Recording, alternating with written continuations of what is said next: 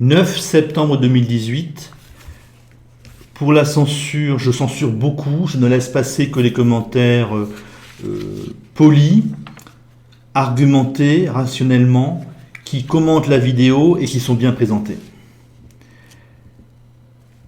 Je vais vous parler donc de tout ce que l'on peut retenir de l'affaire de Chemnitz. Cette affaire, j'en parle 2 vidéos auparavant. Je vais vous parler des extrapolations que l'on peut faire. Il me semble que cette affaire Chemnitz, si on résume bien, les élites allemandes ont décidé d'une immigration musulmane importante, pas gigantesque mais importante, 250 000 musulmans par an, et en faisant taire tous ceux qui ne sont pas d'accord. Ceux qui ne sont pas d'accord sont appelés nazis, fascistes ou racistes. J'ai l'impression donc que l'Allemagne vient de prendre une direction claire, et cette direction claire permet de faire des anticipations assez précises, bien sûr pas dans le temps, je ne peux pas vous dire qu'à telle date, telle année ça va mal finir, mais je peux vous dire que la direction que prend l'Allemagne va poser certains problèmes extrêmement précis. Donc ce sera l'essentiel de la vidéo. Je vais faire 4 extrapolations, je crois, les 3 premières moins importantes et la 4e va prendre une bonne partie de la vidéo. C'est encore une fois soit la fin de l'Union européenne, soit un nouveau pas en avant dans la fin de l'Union européenne. Vous avez dans cet ensemble des pays qui font venir des musulmans, ou en plus qui demandent à la population de se laisser violer ou poignarder. Alors, en France, on en est à se faire poignarder et on n'en parle pas. En Angleterre, en Angleterre qui n'est plus dans l'Union européenne, vous avez quand même l'autorisation, quasiment l'autorisation pour les musulmans de violer les filles des ouvriers. Donc vous avez des pays dans l'Union européenne qui sont pro-islam, pro-immigration musulmane. Donc aujourd'hui, c'est essentiellement l'Allemagne, la France et l'Espagne. Et vous avez d'autres pays dans l'Union européenne qui rejettent ouvertement l'islam et les musulmans. Donc ça ne peut pas tenir, c'est c'est incompatible. Donc un nouveau pas en avant vers la fin de l'Union européenne. Conséquence de ce point, l'Union européenne devient visiblement une soumission à l'Allemagne de la part de la France et de l'Espagne. L'Allemagne défend ses intérêts et vous n'avez plus finalement que la France et l'Espagne parmi les grands pays qui s'accrochent à l'Allemagne sans aucun projet sérieux. Aujourd'hui, il faut être idiot pour être européiste. L'Union européenne, c'est terminé. Troisième point, relativement important, le comportement gauchiste des Allemands. Là, on a vu une belle démonstration de gauchisme de la part de tous les Allemands qui n'étaient pas d'accord avec les manifestants de Chemnitz. On a toujours le même phénomène comme en France avec les gauchistes.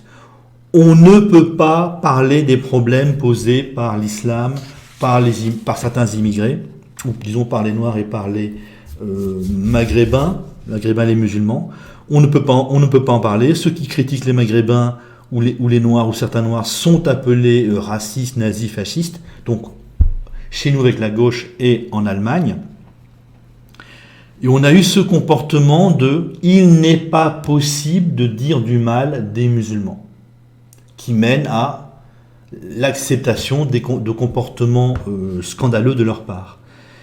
Ça vous montre encore une fois donc ce fonctionnement mental qu'on retrouve en France chez les gens de gauche et chez les centristes, en Angleterre et dans pas mal d'autres pays de culture allemande ou anglaise, en sachant que chez nous la gauche et les centristes sont très majoritairement des Français de mentalité allemande. Donc encore une fois, j'insiste là-dessus, c'est une mentalité. Cette soumission à l'islam que nous connaissons, cette impression de vivre dans un pays de fous correspond à une mentalité, on peut dire la mentalité allemande ou la mentalité anglaise. Maintenant, le 4e point, l'essentiel. Donc 250 000 musulmans chaque année, probablement jusqu'à l'effondrement économique, ou jusqu'à ce que la majorité des Allemands votent pour que cela change. Les Allemands qui vivent avec ces immigrés ne sont pas d'accord. La gauche dirait 250 000 immigrés chaque année pour 82 millions d'Allemands, ce n'est rien du tout. Alors là, je vous fais une série de chiffres. Je ne suis pas statisticien, je me trompe peut-être, mais bon, c'est à vous à me l'indiquer dans les commentaires.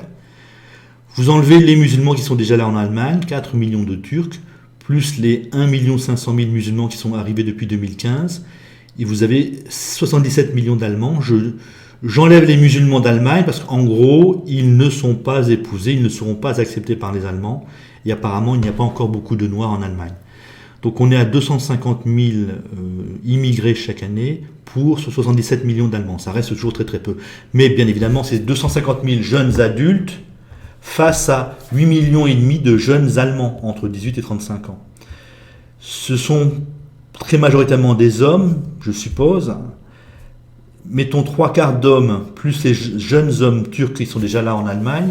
En gros, ce serait 200 000 jeunes hommes musulmans face à 4,5 millions de jeunes hommes allemands. Vous voyez, la différence est déjà infiniment moins importante. Et si cette immigration dure 10 ans, nous avons donc 2 millions de jeunes hommes musulmans, toujours face à 4,5 millions de jeunes hommes allemands. Vous aurez des départs d'immigrés, mais vous avez aussi des départs d'Allemands. Et une génération dure 27 ans. Donc ces 2 millions de jeunes hommes musulmans vont faire plus d'enfants que les 4,5 millions de jeunes hommes allemands. Pas globalement, mais individuellement. Les Allemands font très très peu d'enfants, donc même si les jeunes musulmans font entre 2,5 et 3 enfants par femme, ils finiront donc par faire une bonne partie des enfants d'Allemagne. Et comme les Allemands ne devraient pas les épouser, on va à la catastrophe. Donc si ça dure longtemps, les musulmans en Allemagne vont faire une bonne partie des enfants d'Allemagne, et là c'est un immense problème pour les Allemands, puisqu'ils ne les épousent quasiment pas. Les mariages mixtes allemands-turcs sont à un taux d'apartheid, c'est 2% pour les femmes d'origine turque. Maintenant, je vais vous donner le schéma mental. Comment ça marche ? Comment cela va évoluer en fait ? Comment cela va évoluer en fonction de la mentalité allemande que nous avons énormément de mal à comprendre. Donc je vais vous expliquer pas mal de choses. Pourquoi cette sensation de soumission ? Pourquoi cette incapacité à critiquer ? Et donc comment cela va évoluer ? Vous avez la mentalité allemande. Donc les Allemands sont face aux musulmans. Et la gauche française est sur le modèle allemand, puisque la gauche française, en fait, ce sont des Français de mentalité allemande. Les Allemands ont une vision de l'être humain comme appartenant à des groupes hiérarchisés. Donc les Allemands ne peuvent regarder les musulmans qu'en tant que groupe inférieur ou groupe supérieur. L'égalité n'existe pas dans la mentalité allemande. Donc les Allemands qui ne veulent pas être racistes sont obligés de mettre les musulmans en haut, en fait, tout simplement. Et les Allemands deviennent des inférieurs, d'où on les laisse, on ne dit rien, on baisse les yeux si ils se comportent mal. C'est ce que nous connaissons également en France, sous le gouvernement du Parti socialiste de François Hollande ou de Macron, qui est élu, qui est soutenu par les centristes, par la même mentalité. Vous voyez, c'est ça. Vous ne voyez que des groupes inférieurs ou des groupes supérieurs, vous êtes face à des musulmans, eh bien, soit vous les mettez comme inférieurs, soit vous les mettez comme supérieurs, et comme l'époque, c'est au refus du racisme, vous êtes obligé de mettre les musulmans en haut, avec toutes les conséquences que cela sous-entend, la difficulté à mettre des délinquants musulmans en prison, la difficulté à arrêter l'islam radical. Voici la suite du schéma. Là, donc vous avez les Allemands, en fait, comment ça se passe ? Vous avez les Allemands antiracistes qui sont obligés de mettre les musulmans en haut et les Allemands en bas, et c'est à ce moment-là qu'émerge l'idée de soumission ou d'invasion. Les gens ont l'impression donc qu'on se soumet sans réagir et qu'on est face à une invasion face à laquelle on se soumet. C'est ça, à cette situation-là que ce discours de soumission émerge. Donc je vous rappelle, ça c'est le schéma allemand, mais c'est aussi le schéma gauchiste pour nous Français. Gauchiste et probablement centriste. Mais, alors l'explication de la soumission, pourquoi est-ce qu'on a une apparente soumission ? Parce qu'en fait, ce sont les Allemands pauvres qui vivent le plus avec les musulmans.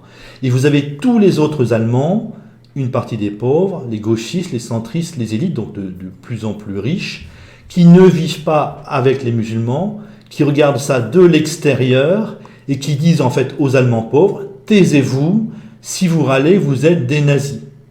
Mais avec le temps, à 250 000 entrées chaque année, vous aurez de plus en plus de musulmans qui vont côtoyer de plus en plus d'Allemands. Vous aurez de plus en plus d'Allemands qui vont vivre avec des musulmans. Et au bout d'un moment, quand plus de la moitié des Allemands va vivre avec ou à côté des musulmans, vous aurez donc une inversion. Ça va voter pour que ça change, puisque la majorité des gens voudra que ça change. Vous aurez une inversion, mais une inversion en allemande. C'est-à-dire que les classes populaires allemandes qui vivent avec les musulmans vont gagner les élections, mais toujours sur cette échelle inégalitaire. Donc ils seront obligés de mettre les musulmans en bas, de mettre les Allemands en haut, ce sera les ouvriers, les employés allemands, ceux qui vivent avec les musulmans, et les élites, les centristes et le reste des gauchistes, parce que les ouvriers, les employés qui votaient à gauche vont de plus en plus voter identitaire. Donc ces élites centristes et gauchistes vont devoir choisir entre les classes populaires allemandes ou les musulmans. Voilà comment ça va fonctionner en Allemagne, et c'est angoissant, puisqu'il n'y a pas de bonne solution. Nous, voyez, l'autre schéma, ce schéma-là, c'est celui du bassin parisien. Vous voyez à quel point c'est différent du schéma allemand. Comment ça marche? Donc vous avez chez nous la gauche et les centristes qui ont à peu près la mentalité allemande, mais les autres Français, donc ceux du bassin parisien, ceux des bords de la Méditerranée, Marseille et autour, donc, ont un autre fonctionnement. Déjà, vous avez des mariages mixtes en assez grand nombre, donc vous avez de l'assimilation. Vous avez des musulmans qui deviennent de vrais Français. Les valeurs du bassin parisien, c'est l'égalité. L'égalité, ça veut dire, dans cette situation-là, devenir pareil ou à peu près pareil dans le comportement. Donc, eux vont accepter ceux qui s'assimilent ou ceux qui sont à peu près pareils et vont rejeter donc les Noirs et les Maghrébins, alors pour nous, les Noirs et les Maghrébins racistes, les délinquants et les musulmans radicaux. Voilà la grande différence. Vous avez une différence absolue et totale entre les Français du bassin parisien et les Allemands dans le regard vis-à-vis des musulmans, des Maghrébins, des Noirs, et donc dans l'évolution d'avenir. Pour l'Allemagne, il n'y a pas de bonne solution. Pour nous, au bout d'un moment, donc, si les gens du bassin parisien prennent le pouvoir, ils vont rejeter les délinquants, les musulmans radicaux et les racistes anti-blancs. Les conditions sont que le bassin parisien domine, donc en gros que un parti de droite ou un parti patriote gagne les élections, et que nous soyons séparés des Allemands. Tant que nous sommes accrochés à l'Allemagne et soumis à l'Allemagne, nous risquons donc de devoir appliquer ce schéma-là. Voilà comment ça va fonctionner, comment l'Allemagne va évoluer et comment nous devrions évoluer. Ce schéma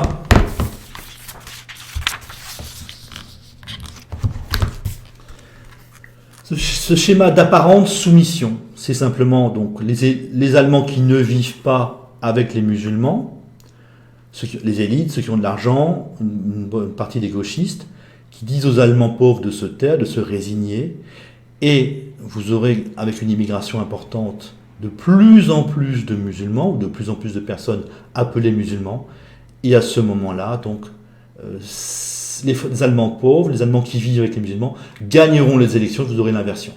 Voilà le schéma, comment ça fonctionne, comment cela va évoluer. C'est très probablement comme cela que ça va évoluer. Si bien sûr on a un effondrement économique très rapide, eh bien là vous aurez une expulsion probablement assez rapide de ceux que les Allemands n'aiment pas. Salut. C'est fini, hein.